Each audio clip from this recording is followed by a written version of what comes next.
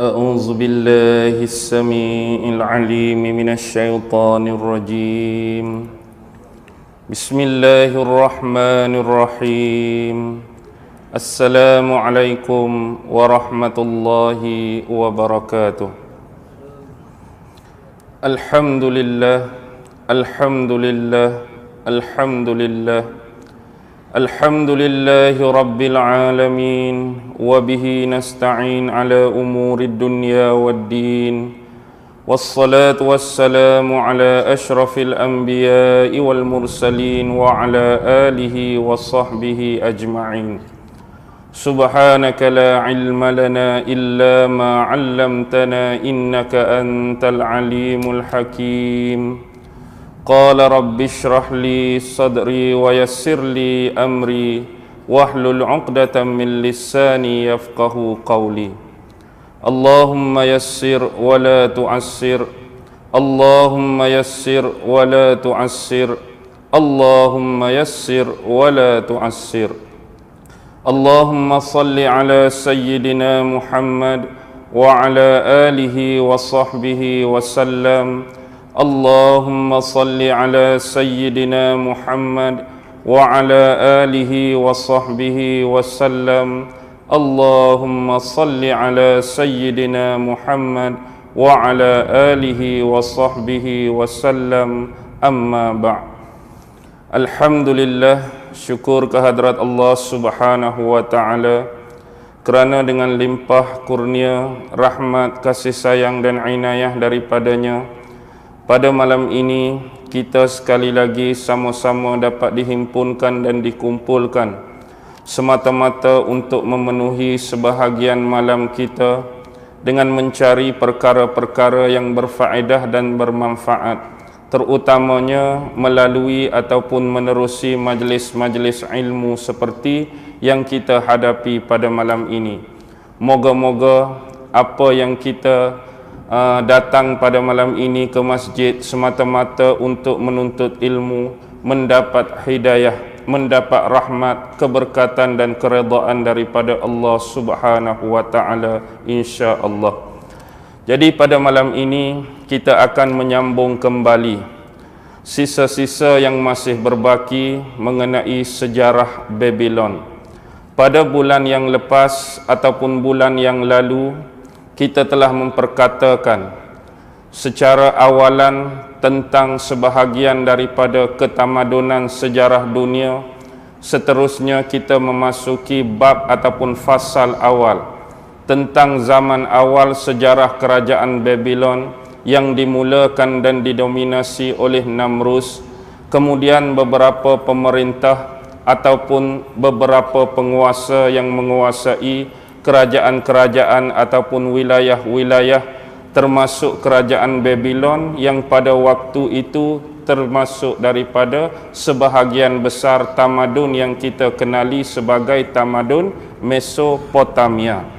Baik, kalau dahulu mungkin kita lalu secara sepintas ataupun sekali lalu, dan insya-Allah pada malam ini kita akan menuruti secara jajaran apakah sebenarnya yang dikatakan sebagai kerajaan besar Babylon. Buat kali pertama insya-Allah menerusi sejarah Babylon 2.0. Pada malam ini kita akan memulakan dengan sejarah ketamadunan besar Mesopotamia. Kerana ramai di antara hadirin hadirat, muslimin muslimat masih belum mengetahui dengan jelas, dalam erti kata masih belum mengetahui dengan sebenar-benarnya apakah kerajaan-kerajaan besar yang pernah duduk dan bernaung di bawah ketamadunan Mesopotamia. Baik, yang pertama ialah kerajaan paling awal yang bermastautin ataupun bermukim ataupun bernaung di bawah kerajaan besar Mesopotamia ialah kerajaan Sumeria. Tentu ada di antara hadirin dan hadirat pernah mendengar nama kerajaan Sumeria yang bermula pada tahun 3500 sebelum Masihi. Kerajaan Sumeria ini berpusat di sebuah kawasan yang hampir kalau ikut peta hari ini dekat dengan Teluk Parsi. Dia lebih kurang berada di tengah-tengah antara kawasan Iraq dan juga kawasan Iran sekarang. Jadi kerajaan Sumeria ini adalah sebuah kerajaan yang besar. Boleh dikatakan agama yang dianuti ataupun pemahaman yang dianuti oleh penduduk-penduduk Sumeria pada waktu tersebut lebih berasaskan kepada ajaran politisme. Apakah yang dikatakan sebagai politisme? Politisme ialah ajaran yang memperakui banyaknya dewa ataupun banyaknya dewi. Antara dewa-dewa ataupun antara dewi-dewi, tiga yang paling utama dan tiga yang paling besar yang disembah, yang disanjung, yang diminta doa dan permohonan oleh orang-orang Sumeria pada waktu tersebut. Yang pertama ialah Dewa Uruk, yang kedua ialah Dewa Nippur, dan yang ketiga ialah Dewa Eridu. Maksud Dewa Uruk ialah Dewa Langit, maksud Dewa Nippur ialah Dewa Bumi, maksud Dewa Eridu ialah Dewa Air. Maksudnya mereka menyembah sebahagian daripada tiga dewa besar ini merujuk kepada Dewa Langit, Dewa Bumi dan Dewa Air. Inilah bentuk yang saya katakan pada awal tadi, bentuk kepercayaan ataupun ajaran politisme yang mempercayai banyaknya dewa, yang mempercayai banyaknya dewi. Pada zaman tersebut juga, pengurusan dan kemajuan kerajaan Sumeria memang tiada tandingannya. Sebab mereka sudah mempunyai sistem tulisan yang tersendiri yang kita namakan sebagai suniform. Pernah dengar tak tulisan ataupun perkataan suniform? Dia lebih kepada tulisan yang berbentuk pepaku.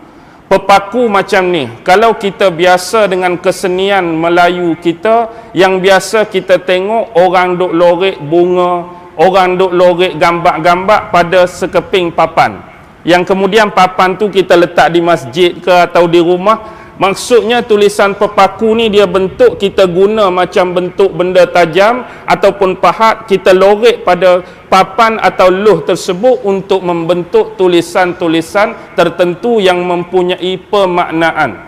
Dan pemaknaan ini difahami bahasanya oleh penduduk-penduduk ataupun orang-orang Sumeria pada waktu tersebut. Inilah yang diistilahkan sebagai tulisan suniform. Jadi inilah antara kerajaan besar pertama yang mendominasi, yang bernaung di bawah kerajaan Mesopotamia ialah penduduk-penduduk ataupun orang-orang Sumeria. Yang kerajaan mereka ni bertahan lama, hampir kepada 2350 Masihi. Kerajaan ini mula mundur, kerajaan ini mula lemah. Kita sebut tadi mereka bermula 3500 sebelum Masihi, dan mereka ni mula dah mundur, mereka mula lemah pada akhir tahun 2350 Masihi. Yang mana pada zaman tersebut ada seorang raja. Sebab raja ni dia tak ada kerajaan, iaitu Raja Sargon I. Raja Sargon I ni dia lebih mirip kehidupan dia macam orang nomad, macam pengembara, macam orang yang berpindah dari satu tempat ke satu tempat. Tetapi dia ni memiliki kita kata jawatan dia sebagai seorang pemimpin bagi satu kaum yang dinamakan kaum Akkadia. Kaum Akkadia dipimpin oleh seorang raja yang nama Raja Sargon. Dan dia dah lebih sinonim merujuk kepada Raja Sargon I. Jadi bila dia tengok kerajaan Sumeria mulai mundur, bila dia tengok kerajaan Sumeria ni mulai lemah, dia dengan bala-bala tentera dia dengan bala-bala askar dia mula menyerang kerajaan Sumeria pada akhir tahun 2350 sebelum Masihi. Yang peperangan ni berlangsung hampir beberapa tahun, yang akhirnya dimenangi oleh Raja Sargon I tadi. Akhirnya kerajaan Sumeria tunduk, kerajaan Sumeria jatuh, kerajaan Sumeria tewas. Lalu buat kali kedua, kerajaan yang dipimpin oleh Raja Sargon I bernaung di bawah kerajaan Mesopotamia dengan nama kerajaan Akkadia.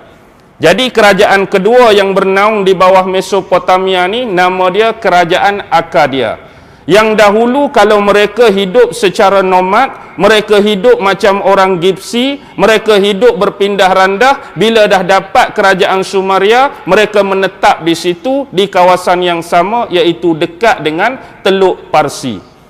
Jadi mereka ni banyak ambil bidang pengurusan, banyak mereka ni tiru daripada sistem pemerintahan yang lama, iaitu daripada kerajaan Sumeria. Sebab mereka belum kenal erti pemerintahan sebab cara hidup mereka sebelum ni.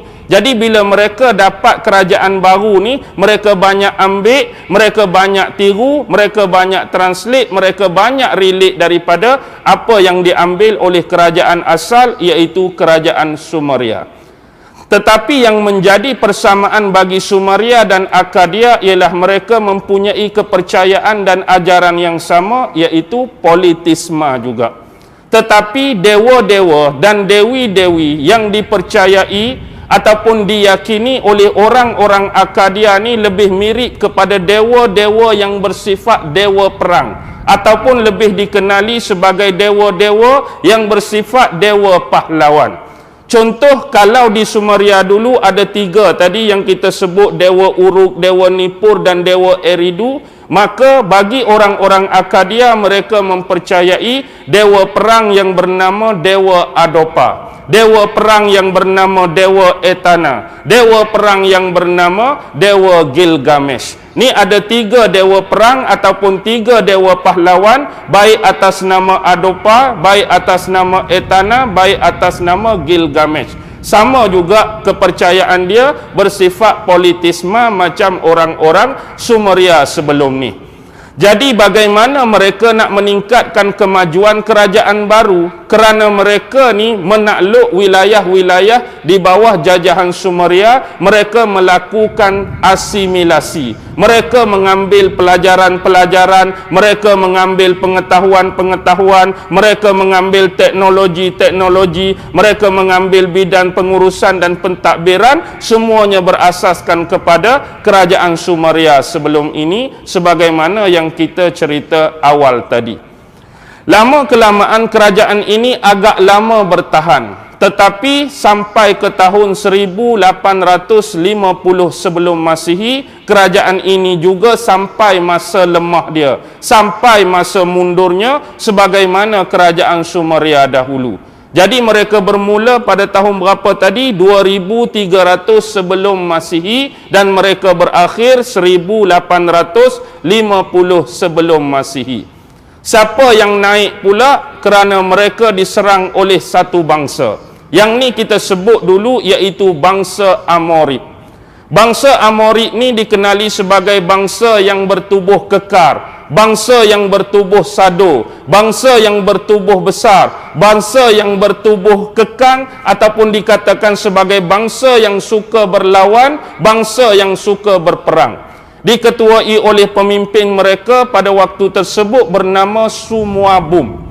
Jadi pemimpin yang menguasai orang-orang Amorid ni nama dia Sumuabum. Jadi Sumuabum bila dia lihat peluang yang ada di atas kelemahan dan kemunduran kerajaan Akkadia pada akhir 1850 Masihi, dia ambil peluang. Orang-orang Akkadia daripada tentera, daripada askar dan orang-orang awam dikerah untuk menjatuhkan kerajaan Akkadia tadi. Akhirnya kerajaan Akkadia pula runtuh, kerajaan Akkadia pula jatuh.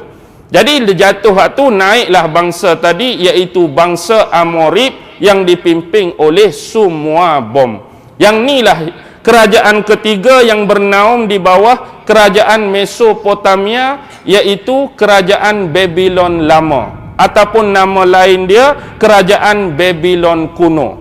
Kerajaan Babylon lama pun dia, ataupun nama lain kerajaan Babylon kuno.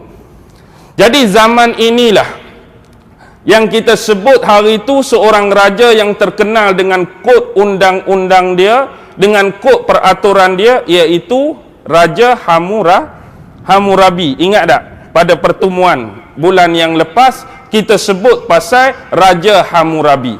Bagaimana Raja Hammurabi boleh naik? Sebenarnya selepas semua bom ni bukan dia ni berdarah aliran maharaja, bukan dia berkasta orang-orang yang bersifat pemerintah ataupun penguasa, tapi dia cuma seorang, kita kata, pejuang jalanan, sama macam Raja Sargon tadi. Tetapi selepas itu naiklah ayah kepada Raja Hammurabi yang bernama Sin Muballid. Ayah Raja Hammurabi, belum Raja Hammurabi, ayah dia nama dia Sin Muballid, berketurunan darah raja, berketurunan kasta pemerintah ataupun kasta penguasa. Bila naik Sin Muballid, dia memerintah. Corak pemerintahan dia jauh lebih maju daripada kerajaan Sumeria, jauh lebih maju daripada kerajaan Akkadia sebelum ini. Jadi selepas dia meninggal, Sin Muballid tadi, barulah naik Raja Hammurabi 1792 sebelum Masihi sampai waktu mati dia 1750 sebelum Masihi. Dan ini adalah kemuncak kecemerlangan dari sudut ekonomi, kecemerlangan dari sudut sosiologi, kecemerlangan dari sudut undang-undang dan kanun, kecemerlangan dari sudut teknologi dan sebagainya di zaman Raja Hammurabi tadi. Tetapi selepas dia mangkat pada tahun 1750 sebelum Masihi, yang naik itu anak dia, iaitu Samsuiluna. Bila naik Samsuiluna, pemerintahan dia tidak sama, tidak hebat, tidak gah sama seperti pemerintahan bapa dia. Yang akhirnya zaman Samsuiluna inilah kelemahan dia, kemunduran dia mula dihidu oleh satu bangsa, iaitu bangsa Hiti. Jadi bangsa Hiti pula serang. Bangsa Hiti ni bukan bangsa yang besar sangat, tapi bila dah zaman Samsuiluna ni dah lemah, dah mundur, Hiti dengan mudah saja mengalahkan kerajaan Babylon lama ataupun Babylon kuno ni. Jadi bila dia bermula pada tahun 1850 sebelum Masihi, akhirnya dia jatuh pada tahun 800 sebelum Masihi di tangan kerajaan Hiti. Jadi Hiti perintah pun tak lama, lebih kurang antara 8 hingga 10 tahun. Pada tahun 800 dalam tahun 790 sebelum Masihi, ada satu lagi bangsa yang lebih besar daripada bangsa Hiti, iaitu bangsa Kasi, daripada kerajaan Kasid. Kerajaan dia nama Kasid, ada T belakang. Tapi orang-orang yang berpenghuni di bawah kerajaan Kasid ni kita panggil orang-orang Kasi tanpa huruf T. Jadi hanya lebih kurang 8 ke 10 tahun dari 800 sebelum Masihi sampai 790, satu lagi bangsa iaitu Kasi daripada kerajaan Kasid mula menyerang bangsa Hiti tadi yang mengalahkan kerajaan Babylon lama ataupun Babylon kuno. Yang akhirnya kalah bangsa Hiti. Walaupun kalah, tetapi kumpulan mereka masih kuat. Kumpulan mereka masih berkeliaran di dalam kerajaan orang-orang Kasi tadi, ataupun disebut di bawah pemerintahan kerajaan Kasid. Jadi start daripada 790 itu saja, tempoh pemerintahan dia sampailah 750. 79 sampai 75 lebih kurang berapa tahun? 40 tahun saja. Masa inilah datangnya kerajaan lain yang dinamakan kerajaan Assyria ataupun disebut orang-orang Asyur. Kerajaan Assyria dalam tu ada orang-orang Asyur. Jadi mari kerajaan Assyria, orang-orang Asyur lawan pula dengan kerajaan Kasid yang dipimpin oleh orang-orang Kasi tadi. Akhirnya kerajaan Asyur ataupun Assyria ni dapat diperintah oleh mereka bermula 750 sebelum Masihi. Jadi lengkaplah kerajaan Assyria ataupun orang Asyur ini sebagai sebuah kerajaan yang besar yang keempat selepas Sumeria, selepas Akkadia, selepas kerajaan Babylon lama atau kuno, dan dia mengambil tempat yang keempat, iaitu kerajaan Assyria dipimpin oleh orang-orang Asyur. Kerajaan ni pun tak lama, mereka bertahan cuma sampai tahun 612 sebelum Masihi. 750 sampai 612 sebelum Masihi. Tetapi mereka mempunyai 3 pemimpin yang dianggap besar yang mencapai tempoh kecemerlangan pemerintahan, iaitu Raja Sargon II. Nama dia kebetulan Sargon, dia letak Raja Sargon II sebab Raja Sargon I dah dimiliki oleh Raja Akadia hak serang Sumeria tadi. Yang kedua ialah Raja Sennacherib. Nama dia Raja Sennacherib. Yang ketiga Raja Assurbanipal. Inilah 3 pemerintah hak capai tahap kecemerlangan antara 750 sampai 612 sebelum Masihi. Raja Sargon II, Raja Sennacherib dan Raja Assurbanipal. Lepas tu dia pun mula mundur, dia pun mula lemah, dia pun mula jatuh. Bila jatuh hak ni lah timbulnya orang-orang Kaldea. Orang Kaldea ni bukan orang lain, tetapi mereka serpihan saudara daripada kumpulan kerajaan Bekah nombor 3 tu, iaitu kerajaan Babylon lama, Babylon kuno. Lepas mereka kalah tu, mereka membentuk satu kumpulan baru. Mereka bergabung dengan satu bangsa lain, iaitu bangsa Kaldea. Lalu mereka menyerang kerajaan Assyria oleh orang-orang Asyur tadi. Akhirnya 612 jatuhlah kerajaan Asyur, jatuhlah kerajaan Assyria. Yang memimpin mereka iaitu Nabopolassar. Pernah dengar nama ni? Tak pernah dengar? Maharaja Nabopolassar. Maharaja Nabopolassar ni dia dapat 612 sebelum Masihi. Jadi dia adalah kerajaan yang kelima. Yang ni dah digelar kerajaan Babylon baru, sebab dia ni serpihan daripada kerajaan Babylon lama hak nombor 3. Bila dia dapat balik bergabung dengan orang-orang Kaldea, mereka menamakan kerajaan Babylon baru. Inilah kerajaan Babylon yang berada di puncak kecemerlangan. Hak sebenar-benarnya melebihi Raja Hammurabi pada pemerintahan kerajaan Babylon lama, yang dipelopori oleh Maharaja Nabopolassar. Maharaja Nabopolassar ni dia ambil 612 sebelum Masihi, tapi dia lahir 626 sebelum Masihi dan mangkat 605 sebelum Masihi. Jadi bila dia mangkat 605 sebelum Masihi, setahun sebelum tu dia sakit panjang, dia sakit 5 tahun. Baik, macam ni. Dia lahir 626. Dia naik memerintah 626. Dia dapat 612 tadi. Dia maksudnya dia lahir sebelum 612. Bila dia dapat kerajaan Assyria tadi 612, dia tak terus angkat diri dia ni sebagai maharaja. Dengan kata lain, dia tak terus menobatkan diri dia sebagai penguasa, dia tak terus menobatkan diri dia sebagai pemerintah baru. Tetapi selepas dia dapat 612, 626 sebelum Masihi. Tersilap. 626 dia lahir. Tersilap. Maaf. 626 dia lahir, 612 tu dia dapat. Bila dia dapat, dia jadi maharaja 612. Tapi dia mati 605. Faham ke tak ni? Faham tak? Maaf kesilapan tadi. Lahir 626, dia menang 612, dia mangkat 605. Tetapi 5 tahun dia sakit panjang. Bermula 600 berapa kalau dia mati 605, 610 sampai 605 dia sakit panjang.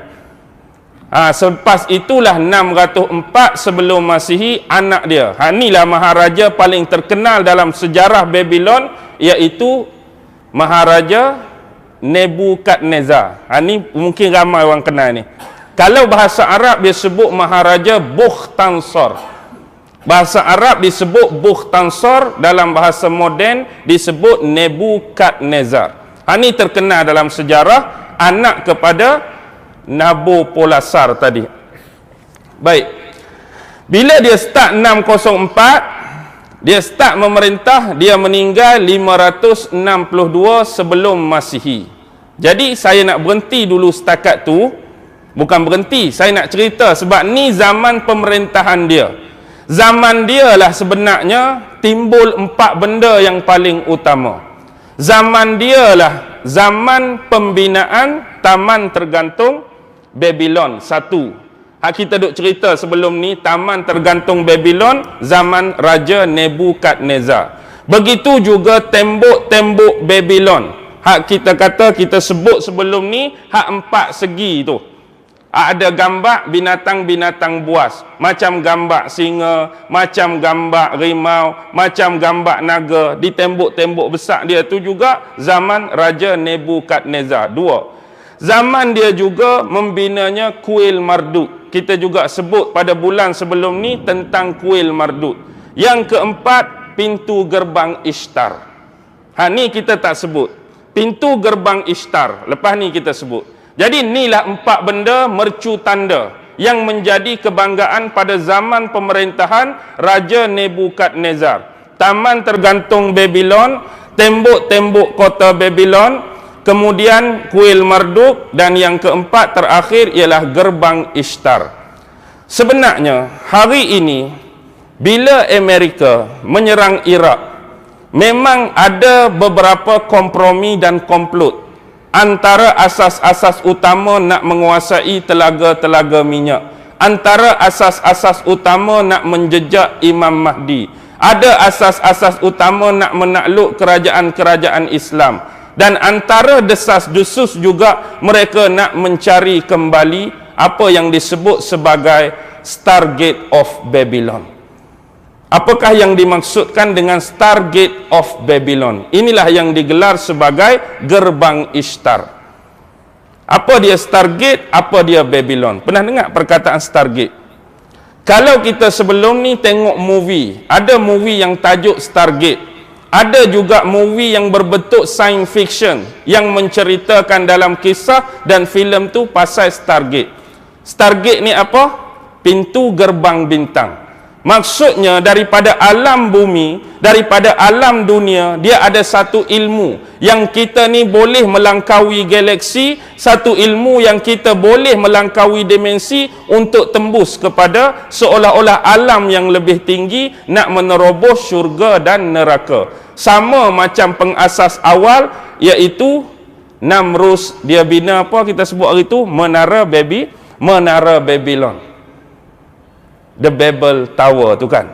Jadi gerbang Ishtar inilah yang disebut sebagai mercu suar ataupun sebagai Stargate of Babylon.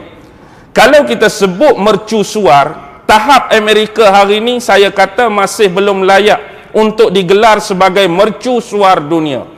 Sebab mereka tak ada sama macam Stargate of Babylon. Sebab tu desas-desus mengatakan mereka pi di Iraq, mereka nak cari balik Stargate of Babylon yang pernah dibina oleh Maharaja Nebukadnezar. Stargate ni dia macam bentuk pintu gerbang, dia hias dengan jubin. Jubin tahu? Jubin macam tu lah, lebih kurang warna biru. Di sisi gerbang tadi, dia letak arca 3 jenis binatang. Pertama lembu, yang kedua singa, yang ketiga naga. Arca lembu merujuk kepada 3 dewa awal hak zaman Sumeria tadi, iaitu Dewa Uruk, Dewa Nippur dan Dewa Eridu. Hak kata dewa langit, dewa bumi dan dewa air. Tu gambar lembu. Hak merujuk kepada gambar singa ialah merujuk kepada Dewa Isis. Dewa Isis ni kita akan perlu kembali kepada zaman Fir'aun. 3 dewa tu kan, Osiris, Isis dan Dewa Horus. Itu kita cerita lain. Baik, yang gambar sekok lagi iaitu gambar naga merujuk kepada Dewa Marduk. Dewa paling besar yang paling diyakini dan dihormati. Sebab kuil hak nombor 3 kita sebut daripada 4 tadi pun nama Kuil Marduk. Kuil Marduk itulah ada sebuah patung yang besar. Di sisi patung tu ada gambar Raja Nebukadnezar yang kedua. Raja Nebukadnezar ni lah hak lahir pada tahun 604, hak meninggal 562 sebelum Masihi itu. Jadi tujuan utama macam ni. 600 sebelum Masihi, masa dia belum diangkat menjadi raja tu, dia dah serang satu tempat. Yang ni lah disebut sebagai Jerusalem. Di mana Jerusalem hari ni? Mana Jerusalem hari ni? Palestin. Kalau kita rujuk Bible, kita buka the book of Daniel, kitab Nabi Daniel bab yang keempat. Dalam kitab Nabi Daniel bab yang keempat ada dua buah kawasan, dua buah wilayah yang ditakluk oleh Raja Nebukadnezar, iaitu Jerusalem dan Judah.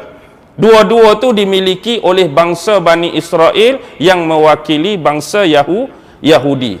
Jadi Raja Nebukadnezar dia serang Jerusalem, dia serang Judah. Yang kita tahu hari ini adalah tanah haram ataupun tanah suci Palestin. Dia memang amat benci orang Bani Israel, dia memang amat benci orang-orang Yahudi. Bila dia serang, dia habis meruntuhkan kota-kota, dia habis meruntuhkan tembok-tembok, akhirnya dia mula masuk kawasan kuil-kuil suci. Inilah yang disebut sebagai kuil Nabi Sulaiman, yang kita sebut Haikal Sulaiman. Tetapi hakikatnya Haikal Sulaiman itu apa benda? Haikal Sulaiman itu ialah Masjidil Aqsa. Haikal Sulaiman sebutan ada, tetapi hakikat wujud benda, hakikat wujud hakiki tak ada. Yang dikatakan kuil suci, yang dikatakan kuil Sulaiman, yang dikatakan Haikal Sulaiman merujuk kepada Masjidil Aqsa. Kalau zaman Nabi Sulaiman dah ada Masjidil Aqsa, siapakah pembina sebenar Masjidil Aqsa? Siapa yang buat Masjidil Aqsa hak betul? Yang buat Masjidil Aqsa yang sebenar ialah Nabi Yaqub, pemula yang buat Masjidil Aqsa. Tetapi yang terkenal jadi haikal, jadi kuil Sulaiman sebab zaman Nabi Sulaiman lah dia mula membesarkan tapak asal ataupun tapak asas yang pernah dibina oleh moyang dia Nabi Yaqub alaihi salam. Yang jelas hak bina Nabi Yaqub, zaman pembesaran masjid tu berlaku zaman Nabi Sulaiman. Jadi lekatlah nama Haikal Sulaiman, kuil suci ataupun kuil Sulaiman. Inilah yang kononnya yang dikehendaki oleh orang-orang Yahudi sekarang. Bagi mereka Masjidil Aqsa tu tak ada. Yang sebenarnya ada kuil Sulaiman, Masjidil Aqsa tu mari kemudian bina atas tapak bekas kuil Sulaiman. Okey, contoh. Hari ini ada kuil Sulaiman. Kemudian mari orang Islam bina Masjidil Aqsa atas tapak kuil Sulaiman. Tu dakwaan mereka. Macam mana kita nak percaya? Sebab yang buat Masjidil Aqsa lebih awal Nabi Yaqub dulu. Nabi Yaqub dulu buat Masjidil Aqsa. Nabi Sulaiman cuma memperbesarkan. Tapi yang mereka dakwa kononnya ada kuil Sulaiman, Masjidil Aqsa mari kemudian. Tak logik langsung lah. Nabi Yaqub dengan Sulaiman siapa dulu? Nabi Yaqub dulu. Jadi sebab itulah mereka duk korek banyak terowong bawah Masjidil Aqsa sekarang semata-mata nak suruh Masjidil Aqsa ni runtuh. Bila runtuh, tujuan utama nak membangunkan impian dan imajinasi sebenar mereka tentang haikal ataupun kuil Sulaiman. Jadi hakikatnya mereka nak bangun sebuah bentuk baru, sebuah rekaan baru, tempat baru yang betul-betul hak mereka duk imagine, hak mereka duk nak, hak mereka duk khayal sebelum ni atas nama Haikal Sulaiman.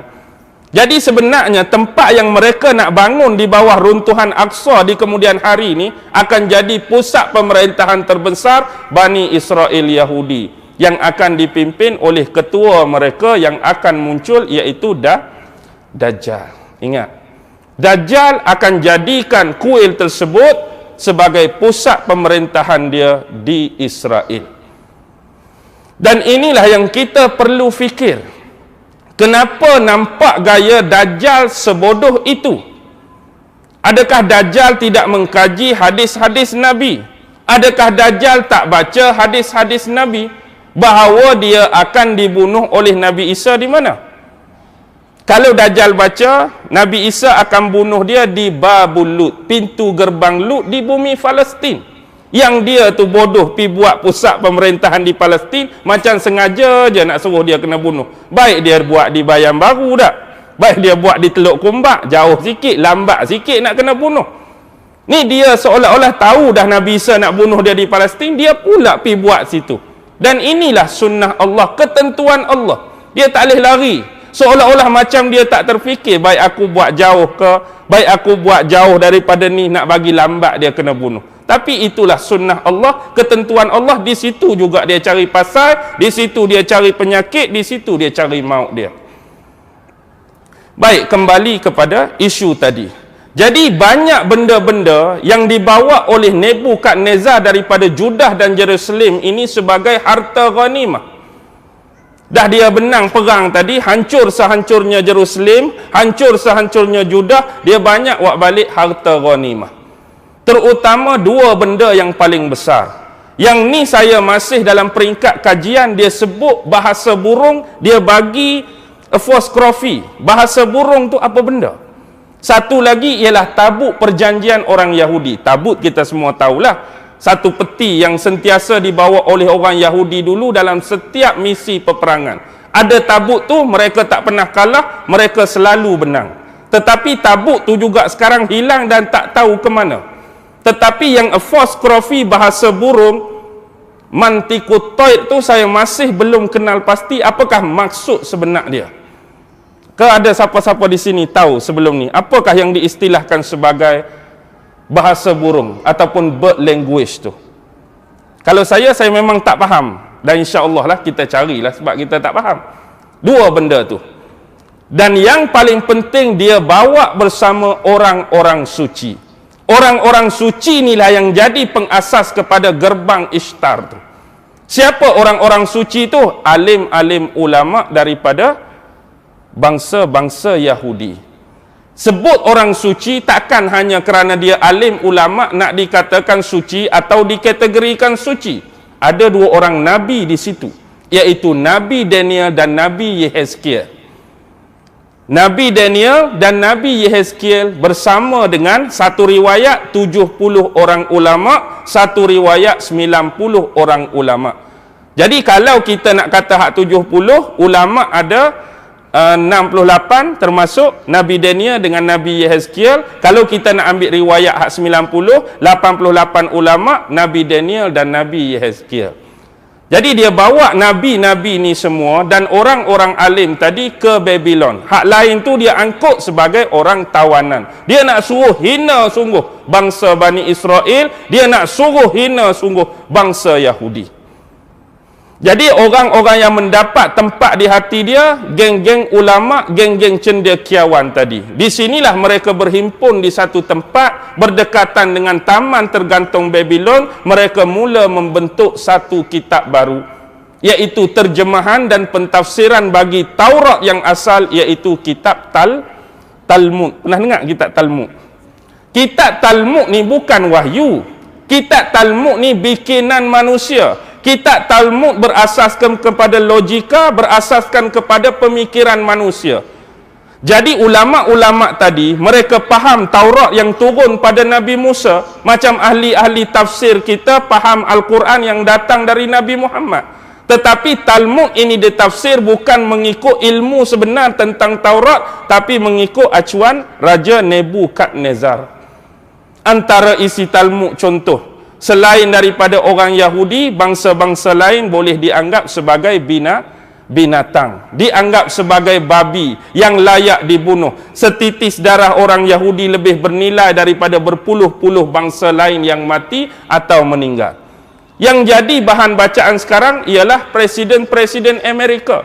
Ni sebagai buku asas Talmud ni, presiden-presiden Amerika duk baca.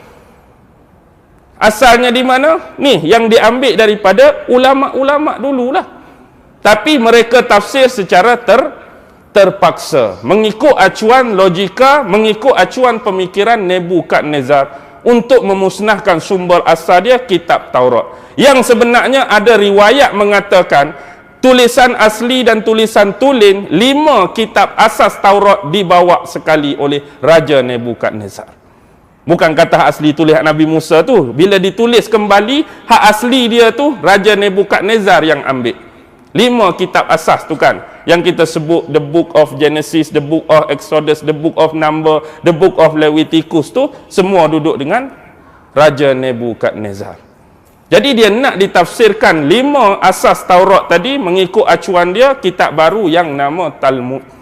Dia ada pula Talmud, Mishnah Gemara, Talmud, Mishnah Babylon. Dia banyak pula jenis-jenis dia tu. Ikut macam-macam mazhab, ikut macam-macam aliran. Jadi bagi Maharaja Nebukadnezar, dia sama sifat, dia sama perangai dengan Namrus. Jadi bila sama sifat, orang-orang ada sekeliling dia automatik orang-orang yang berpangkat arkitek, orang-orang berpangkat engineer, orang-orang berpangkat astrologer, orang-orang berpangkat astronomer, orang-orang berpangkat ahli sihir, orang-orang berpangkat dukun, orang-orang yang boleh memecahkan kod-kod mimpi dan sebagainya. Jadi bila dia terbiasa dengan benda ni, mudah dia nak mengesan dua individu yang dianggap paling suci waktu dia masuk Jerusalem, iaitu Nabi Daniel dengan Nabi Yehezkiel. Jadi dia guna ilmu mereka ni untuk membentuk gerbang Ishtar tadi. Hari ini pun mereka main benda yang sama. Mereka bangunkan tiang-tiang Obelix. Tahu tiang Obelix? Ada kan tiang saja-saja daripada besar kecil-kecil, last kali macam puncak piramid atas kali. Tak ada bendera, tak ada apa. Ni dipanggil tiang Obelix. Tiang Obelix biasa dibina di atas garisan lay. Garisan lay pula. Apa dia garisan lay? Garisan lay ini ialah garisan yang paling kuat. Garisan yang paling kuat menyedut apa? Menyedut sumber kekuatan tenaga. Macam ni. Kalau kita belajar geografi, sumber-sumber kawasan tertentu ada graviti dia rendah, ada graviti dia kuat. Ada sumber dia tinggi, ada sumber dia tak tinggi. Jadi dia nak bina mana-mana bangunan, arkitek-arkitek dia nak bina mana-mana tempat, dia nak bina mana-mana monumen, dia nak bina mana-mana Obelix, dia cari satu kawasan yang ada garisan lay. Sebab ini adalah pusat, sebab ini adalah asas yang boleh menarik kekuatan sampai ke Stargate tadi. Semua ni dia buat ni untuk cantum dengan satu, iaitu nak buka pintu Stargate. Nak buka pintu Stargate. Apa tujuan? Cara dia ialah melalui spiral vortex. Oh, sudahlah. Apa dia spiral vortex? Baik. Kita sebagai manusia, Allah menjadikan kita terdiri daripada atom-atom dan zarah. Kita sebagai receiver. Apa dia receiver? Macam pemancar. Kita ada pemancar satelit tu. Jadi TV kita nak boleh jadi penerima, nak bagi cerita kartun, nak bagi bola, nak bagi gusti WWE, kena ada satelit. Ada mangkuk hayun tu saja, mangkuk tu saja. Boleh tengok tak kalau tak ada satelit? Mangkuk saja ada, hak atas tu tak ada. Tak ada. Kita begitu juga Allah buat panduan wahyu dari atas, kita ni bertindak sebagai receiver. Atom dan zarah kita tetap hidup dan bergerak. Kalau orang letak bom C4 kat saya, pelepem. Agak-agak hak hancur tu, ada lagi tak zarah hak hidup? Orang tu matilah. Zarah tu hidup. Bila zarah tu hidup, kita ni terdiri daripada tenaga positif dan tenaga negatif. Apa yang kita buat hari ini menghasilkan salah satu dari dua tenaga tu ikut kebaikan dan keburukan. Kalau saya baca Quran, tenaga yang terhasil ialah tenaga positif. Kalau saya minum arak, yang terhasil negatif. Apa saja hak baik, positif. Apa saja hak jahat, negatif. Jadi tempat yang paling kuat untuk menghasilkan tenaga positif, Nabi dah ajak. Iaitu di mana saja ada tempat yang kamu berkemampuan, binalah rumah Allah. Buat masjid. Nabi dah tunjuk contoh. Pi tak dan sampai Madinah, di Kuba dah buat masjid. Mari Madinah buat masjid. Pi jelajah mana, pi masuk negara orang mana, buat masjid, belambak masjid. Masjid adalah pusat asas nak mencipta spiral vortex dalam bentuk positif. Sebab dalam tu kita buat apa? Semayang positif, baca Quran positif, beramal positif, zikir positif, wirid positif. Adakah orang mari duduk buat benda-benda jahat dalam masjid? Tak ada. Sebab tu masjid kalau nak buat, jangan tinggal dua benda asas ni, iaitu kubah dan menara. Nabi kata nak buat masjid, buat, jangan tinggal dua asas masjid, kubah dan menara. Itulah yang ganti kepada Obelix yang dia buat. Obelix dia tu nak tarik tenaga negatif, yang kita ni kubah dengan menara nak tarik tenaga positif. Jadi hak kita buat ni membentuk tenaga, hak antar dia ke atas siapa? Menara dan kubah tadilah. Jadi setiap hari kita hidup dalam dunia ni duk berlawan positif dengan negatif. Hak obilik dia duk tarik negatif, hak kita buat amal duk tarik positif. Positif negatif masih seimbang. Sebab tu hari-hari dia cipta satu benda gaya kehidupan yang lebih banyak mencaskan kuasa positif ke negatif.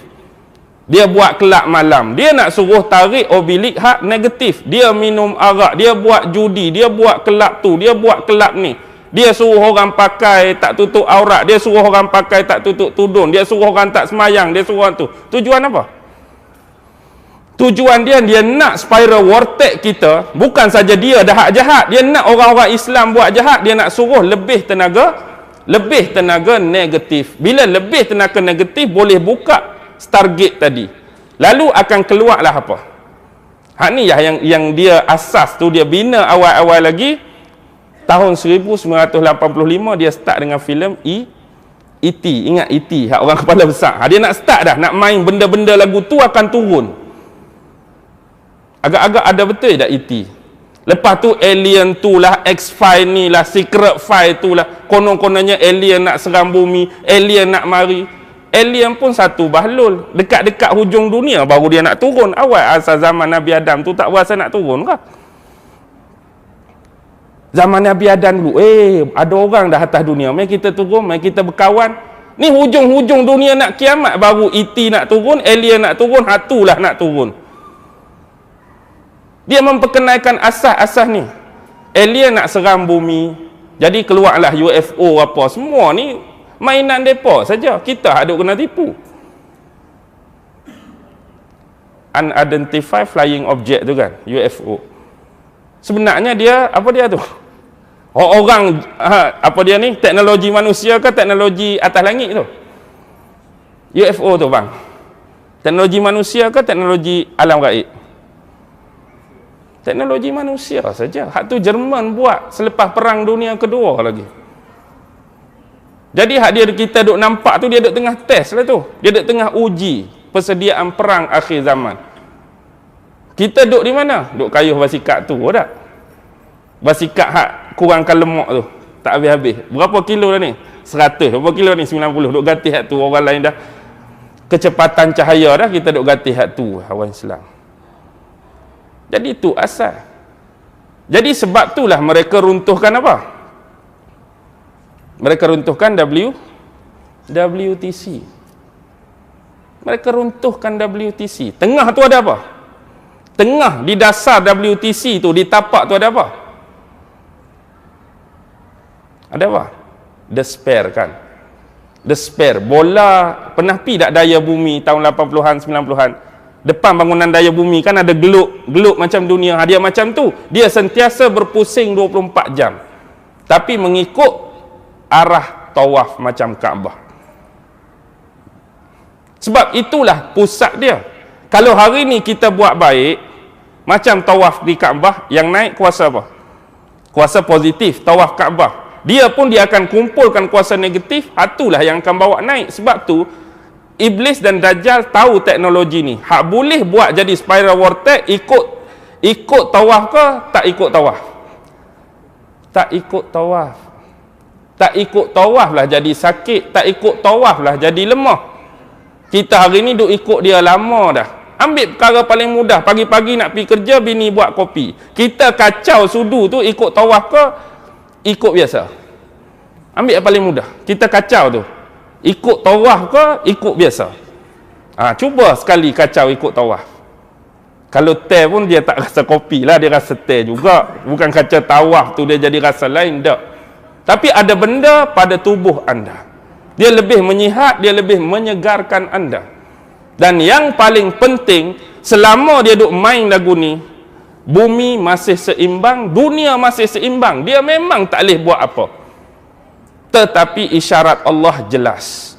Untuk terjadinya kiamat, satu benda harus hancur, satu benda harus musnah. Pemangkin kekuatan umat Islam sekarang, seolah-olah dengan nisbah kata kiamat tak akan berlaku selagi benda ni ada. Apa dia? Kaabah. Itulah isyarat Rasulullah. Kaabah mesti hancur, Kaabah mesti runtuh akhir zaman.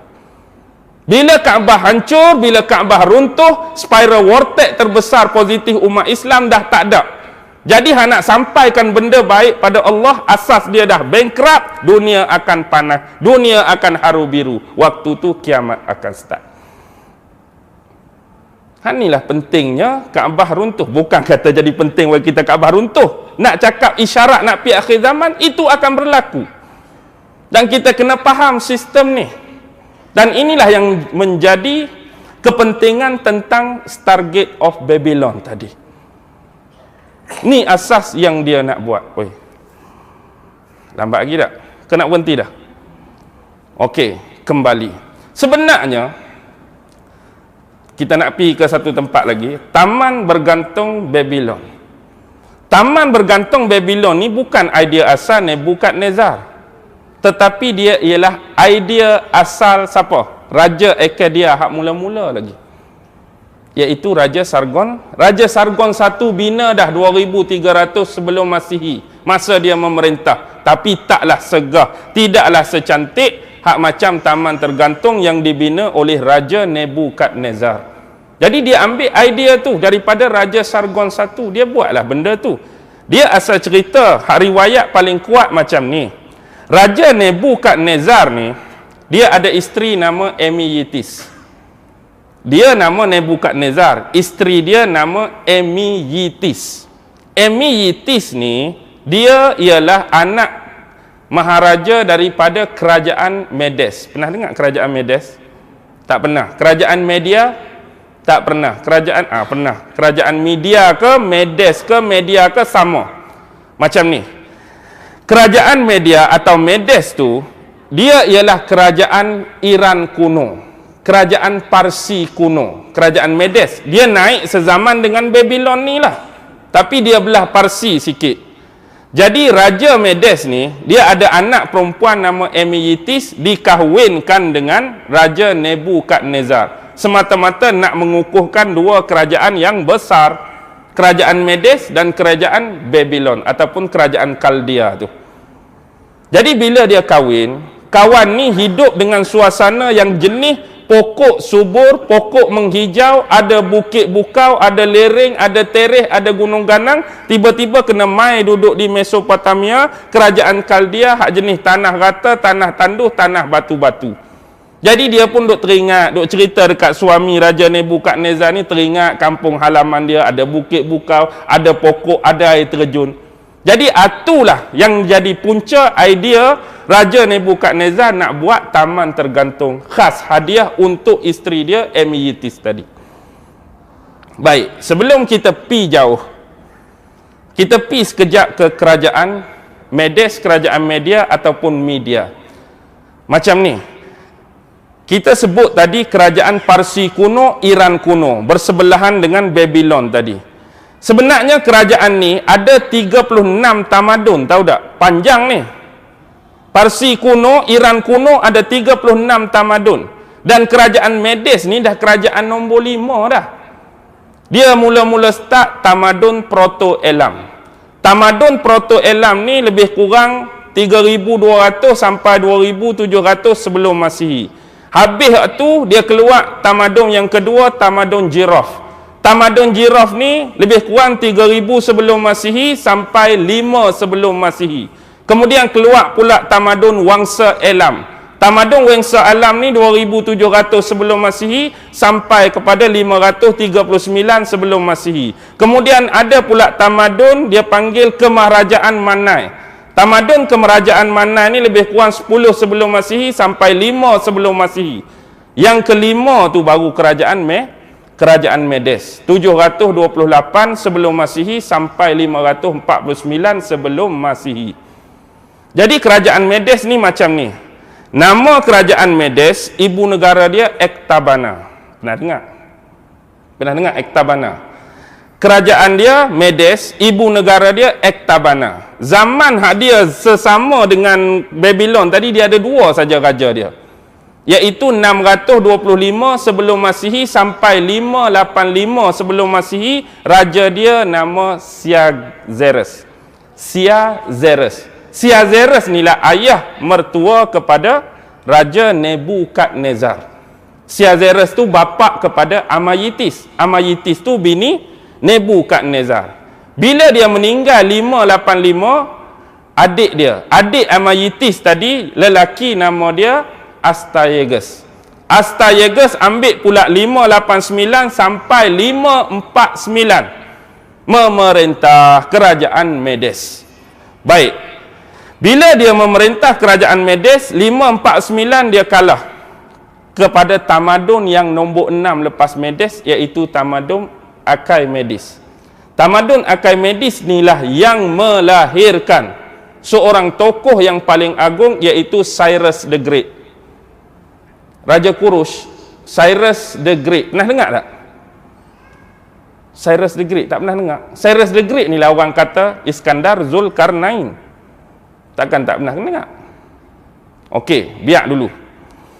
Kita tengok siapa yang mengalahkan dia 549 tadi, iaitu kerajaan ketamadunan Achaemenid. Kerajaan Achaemenid ni nombor 6 lepas Medes. Tapi walaupun nombor 6 dia sama naik. Sebab dia naik 648 sebelum Masihi, dia habis 330 sebelum Masihi. Itu kerajaan Achaemenid. Jadi bapa kepada siapa tadi? Bapa kepada Cyrus the Great ni nama dia Cambyses I. Cambyses I dia cuba lawan kerajaan Medes tapi tak menang. Kemudian bila dia meninggal, anak dia inilah, iaitu Cyrus the Great. Cyrus the Great lawan 549 sebelum Masihi, menang, kalahlah Raja Astyages tadi. Bila kalah, dia dapat kerajaan Medes. Dia nak sangat sebab apa? Sebab bapa Cyrus the Great, Raja Cambyses I tu adalah daripada kerajaan Achaemenid. Tetapi mak dia, Mandanes. Mak dia nama Mandanes adalah daripada kerajaan Medes. Dia nak juga kerajaan mak dia. Seolah-olah ni hak bapa, tu kerajaan hak asal daripada asal mak dia, dia nak apa? Dia nak takluk, dia nak jajah juga. Jadi dia dapat jajah. Jadi bila dia dapat jajah, dia naik takhta 559 sebelum Masihi. Baru dia tabal dia sebagai maharaja. Dia kahwin dengan seorang perempuan nama apa? Kasadane. Isteri dia nama Kasadane. Dapat 4 orang anak. Anak pertama Cambyses II. Sebab nama bapa dia Cambyses I. Anak kedua nama Smerdis. Anak ketiga Artiston. Anak keempat Atosa. Jadi keempat-empat anak dia tadi meneruskan kegemilangan pemerintahan dia. Bila dia merintah 30 tahun saja. 559 sampai 529. Dia mati 529, Cambyses II anak dia tu jadi raja. Bila raja 525 dia takluk Mesir macam-macam lah sampai Raja Darius III kalah pula dekat Alexander the Great from Macedonia pula. Panjang cerita pula. Baik, sekarang bila rujuk Cyrus the Great, ini adalah salah satu watak, salah satu personality yang dikaitkan dengan Zulkarnain. Benarkah dia Zulkarnain yang dimaksudkan dalam Quran yang Allah sebut 3 kali? Kita baca surah Kahfi, ada berapa plot surah Kahfi? 4 plot surah Kahfi kan. Pertama kisah Ashabul Kahfi. Yang kedua kisah 2 pemilik kebun, betul?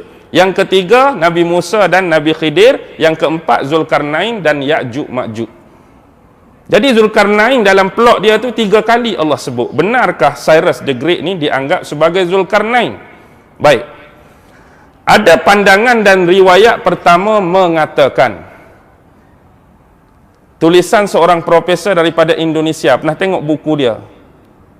Alexander itulah Zulkarnain kan? Profesor Alexander Sasongko. Pernah baca buku dia? Dia berpendapat, dia berpandangan Alexander the Great from Macedonia itulah Iskandar Zulkarnain. Tanpa kita mencari kelemahan dan kekurangan seseorang, yang kita buat ialah menerima berlapang dada, terbuka dengan pendapat dia. Dia sudah menyediakan artikel dia, dia sudah menyediakan bahan uji dia, dia sudah menyediakan kajian, dalil-dalil, bukti-bukti dan hujah dia. Dan dia nak mengatakan Alexander from Macedonia adalah Iskandar Zulkarnain, itu terserah kepada dia. Bukti-bukti, dalil hujah, dia dah bentang, kita hormat pendapat orang. Satu. Yang kedua, hak ni lah, iaitu Cyrus the Great. Jadi kalau kita tengok zaman Cyrus the Great, dia lahir 590 sebelum Masihi. Dia naik jadi maharaja 559, dia mati 529. Adakah sama masa dia sezaman dengan Al-Quran sebut pasal Ya'juj Ma'juj tu? Baik. Ada satu lagi. Untuk diri saya ni, saya sebut, saya menolak pandangan pertama, saya juga menolak Cyrus the Great adalah Alexander Zulkarnain. Saya pernah meneliti dan mengkaji satu lagi perwatakan, satu lagi personality, iaitu ada 11 jajaran keturunan dia. Yang pertama, nama dia ialah memang Zulkarnain bin Kilish bin Batrius bin Hurmus bin Hurdus bin Mantun bin Rumi bin Latin bin Yunan bin Yafis bin Sam. Keturunan dia hak sebelah tu sampai kepada anak Nabi, bukan Sam last sekali, Yafis bin Nuh. Sebab anak Nabi Nuh ada berapa semua? Anak Nabi Nuh ada berapa? 4. Pertama Kan'an, tapi hak sulung terkorban sebab dia tak mau ikut Nabi Nuh, lemah dalam banjir besar. Yang kedua Sam, yang ketiga Ham, yang keempat Yafis. Jadi jalur dia tadi Sam ke Ham ke Yafis? Zulkarnain bin Kilish bin Batrius bin Hormuz bin Hurdus bin Mantun bin Rumi bin Latin bin Yunan bin Yafis. Bila dia bin Yafis, dia sama jalur keturunan dengan Ya'juj Ma'juj. Ya'juj Ma'juj nak keluar ni pun keturunan yang terakhir, iaitu keturunan Yafis. Tetapi sejarah lebih memberatkan Zulkarnain ini mempunyai hubungan persaudaraan dengan Nabi Khidir. Mereka adalah saudara sepupu. Nabi Khidir dengan Zulkarnain adalah saudara sepupu. Balia bin Malkan bin Falih bin Abir bin Shalih bin Arfashad bin Sam bin Nuh. Nama sebenar Nabi Khidir. Sebab mereka sepupu bukan melalui bapa. Bapa Zulkarnain keturunan Yafis, bapa Nabi Khidir keturunan Sam. Mereka saudara sepupu melalui ibu masing-masing, masih jalur keturunan Sam. Jadi ada dua pendapat, ada dua pandangan. Satu, mengapa Nabi Khidir berusia panjang. Satu macam ni, tok mereka dulu ahli astrologi, ahli astronomi, nama Shankiti, mengikut riwayat. Jadi tok dia ni duk intai langit, duk intai apa, tiba-tiba ada satu bulan pula, ada satu bintang. Bintang ni hari ni kita namakan bintang Orion. Tiba-tiba bintang Orion tu duduk di satu garis lajur dia, duduk tepat-tepat di situ.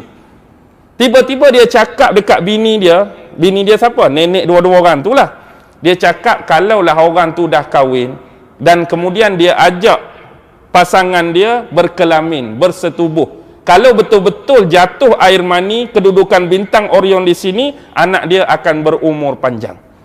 Dengar kepada si kakak. Kakak ni mak kepada Nabi Khidir. Dia pun pergi ajak suami dia buat projek berkelamin, jatuh benih, seolah-olah jatuh benih Nabi Khidir. Kemudian dia pergi dengar lagi lepas tu.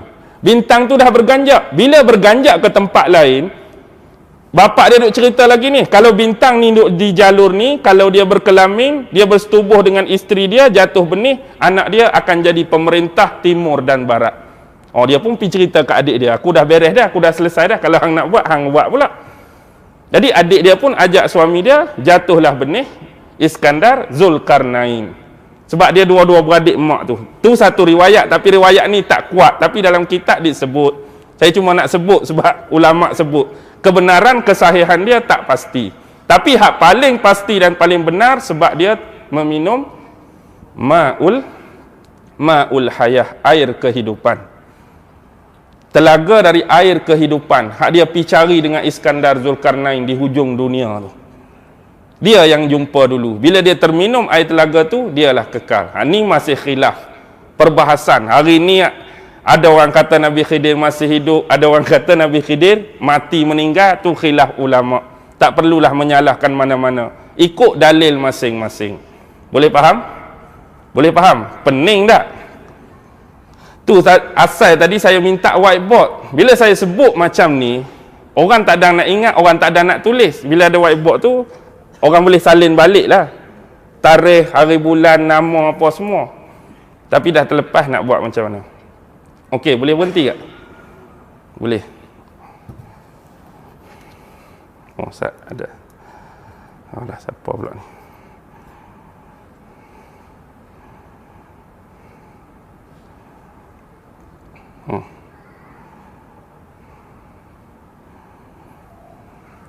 Ada satu soalan. Boleh jawab lebih kurang 5 minit. Ada saudara kita bertanya, Ustaz, berapakah jumlah bilangan mazhab dalam pengajian fiqh Islam dan apakah hukum kita ni mengikut mazhab? Lebih kuranglah 2 soalan bergabung. Berapakah jumlah mazhab dalam pengajian fiqh Islam, jumlah mazhab, dan apakah hukum kita ni ikut mazhab? Lebih kuranglah. Jadi berapa jumlah mazhab? Berapa jumlah mazhab, Mak? Hak kita belajar, hak kita bertaklid hari ni berapa? Hak besar? 4 mazhab. Iaitu mazhab Imam Hanafi yang 90 Hijrah. Mazhab Maliki bukan 80 Hijrah. Mazhab Maliki berapa? 94 Hijrah. Mazhab Syafi'i 150 Hijrah. Mazhab Ahmad bin Hanbal 164 Hijrah. Ni mazhab hak paling besar yang masih kekal sampai hari ini, mempunyai jutaan pengikut-pengikut mazhab di belakang imam-imam besar ni. Mazhab Hanafi, mazhab Maliki, mazhab Syafi'i dan mazhab Hambali.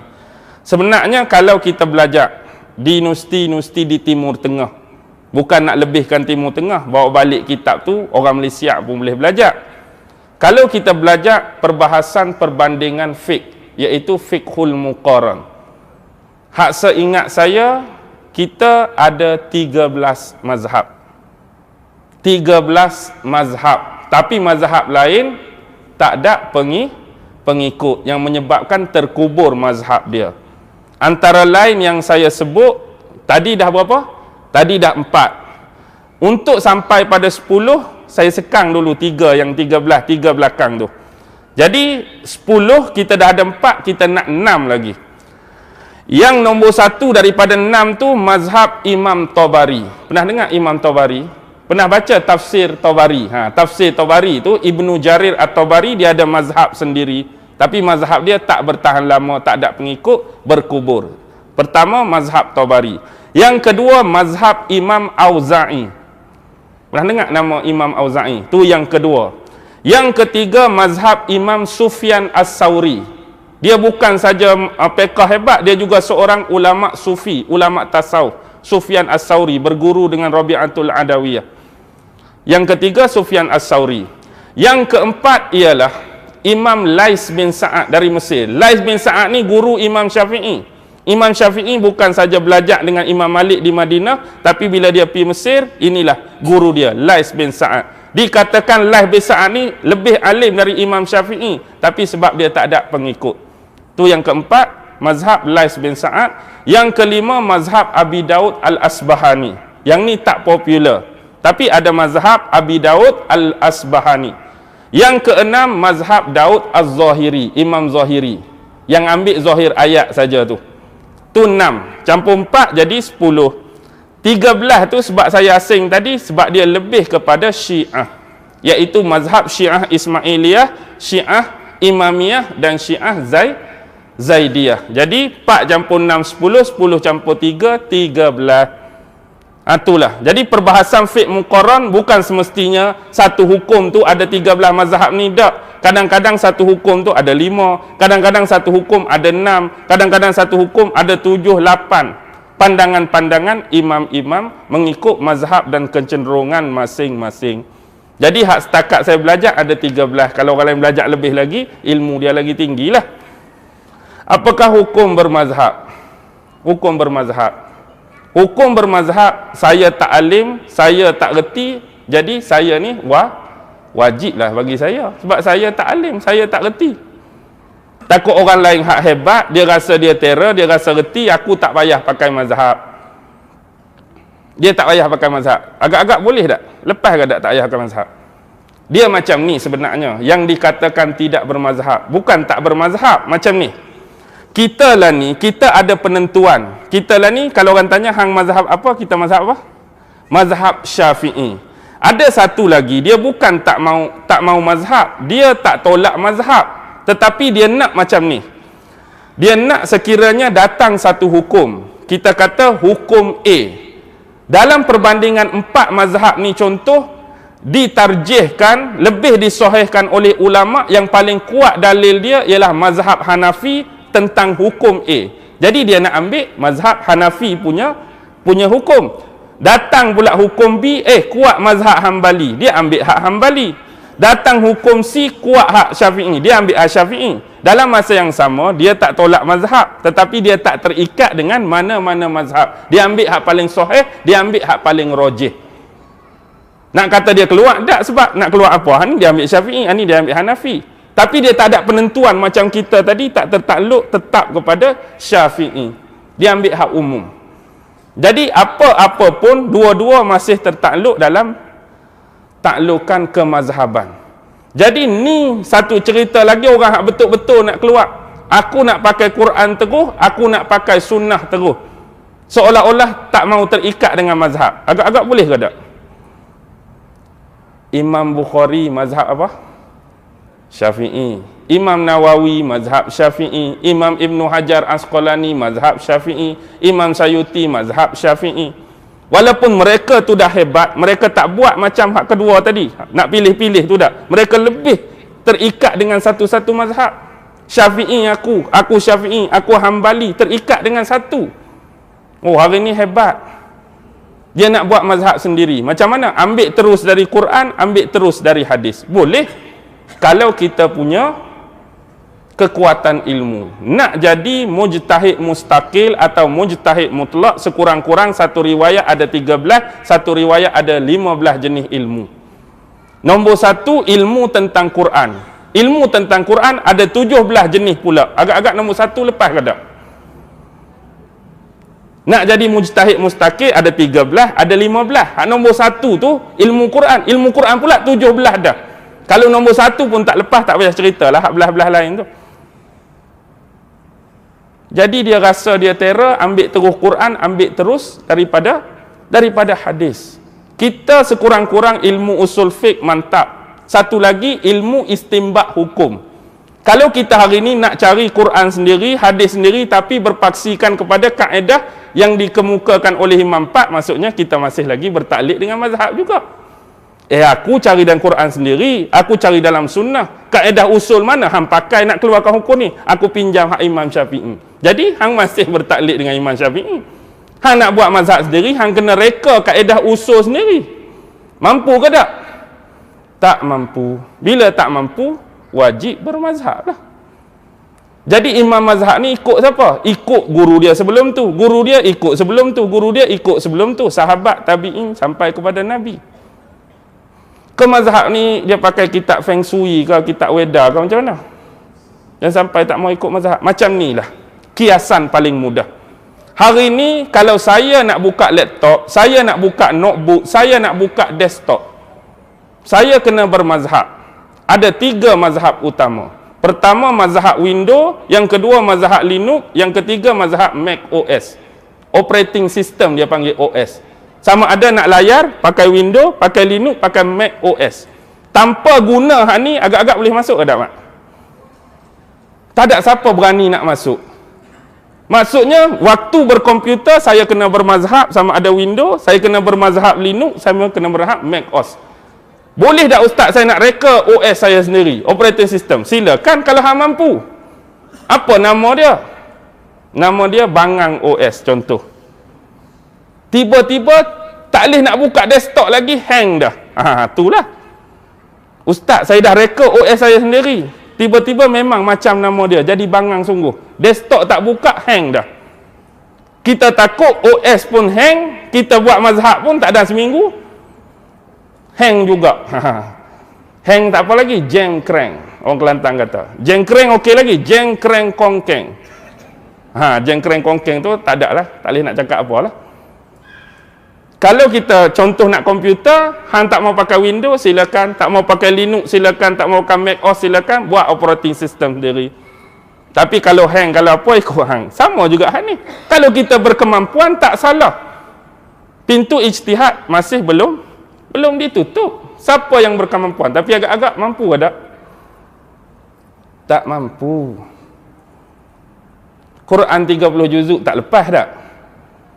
Sunan Sitah tak berapa nak lepas. Hak saya duk baca-baca tadi lepas ke tak? Hak saya duk baca-baca tadi lepas ke tak? Tak berapa nak lepas juga. Bukan nak kata tu keutamaan. Tapi kita sedar diri. Jadi automatik untuk saya lah, untuk saya wajib lah. Untuk tuan-tuan, kalau rasa tuan-tuan hebat, boleh cipta mazhab sendiri, boleh cipta kaedah sendiri, tak ada lah. Jadi persoalan paling penting, mampu atau tak mampu. Terjawab tak agak-agak? Terjawab tak? Kias sekali tu, balik guna Windows juga tak? Balik guna Linux juga. Jadi tak selesai. Bila nak selesai? Wabillahi taufiq wal hidayah. Wassalamualaikum warahmatullahi wabarakatuh. A'udzubillahi minasyaitonirrajim. Bismillahirrahmanirrahim. Allahumma innaka ta'lam anna hazihil quluba qad ijtama'at ala mahabbatik waltaqat ala ta'atik wa tawahhadat ala da'watik wa ta'ahadat ala nusrati syari'atik fawassikillahumma rabitataha wa adim wuddaha wahdiha subulaha واملأها بنورك الذي لا يخبو واشرح صدورها بفيض الإيمان بك وجميل التوكل عليك وأحييها بمعرفتك وأمتها على الشهادة في سبيلك إنك نعم المولى ونعم النصير وصلى الله على سيدنا محمد وعلى آله وصحبه وسلم والحمد لله رب العالمين. الله أكبر.